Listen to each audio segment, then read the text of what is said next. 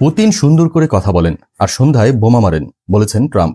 তিনি সুন্দর করে কথা বলেন কিন্তু সন্ধ্যায় সবাইকে বোমা মারেন, বলেছেন ডোনাল্ড ট্রাম্প পুতিনকে নিয়ে। মার্কিন প্রেসিডেন্ট ট্রাম্প ঘোষণা দিয়েছেন ইউক্রেনকে দেওয়া হচ্ছে পেট্রিয়ট এয়ার ডিফেন্স সিস্টেম।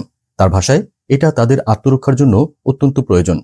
এদিকে রাশিয়ার প্রেসিডেন্ট ভ্লাদিমির পুতিনের আচরণ নিয়ে প্রকাশ্যে হতাশা ছাড়লেন ট্রাম্প। বললেন, তিনি সকালে ভালো কথা বলেন আর সন্ধ্যায় হামলা চালান। এটা আমি পছন্দ করি না। ইউক্রেনে যুদ্ধবিরতির মার্কিন প্রস্তাব, যেখানে ৩০ দিনের নিঃশর্ত বিরতির প্রস্তাব ছিল, তা প্রত্যাখ্যান করেছে রাশিয়া।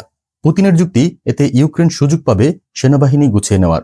অন্যদিকে ট্রাম্প নিজেই আগে কিয়েভকে সহায়তা কমাতে চেয়েছিলেন, অভিযোগ তুলেছিলেন এতে মার্কিন করদাতারা ক্ষতিগ্রস্ত হচ্ছেন। কিন্তু এখন দৃশ্যপট বদলেছে। ট্রাম্পের প্রশাসন ন্যাটো মিত্রদের কাছেও অস্ত্র বিক্রি করছে, যাতে তারা সরাসরি ইউক্রেনকে সহযোগিতা দিতে পারে।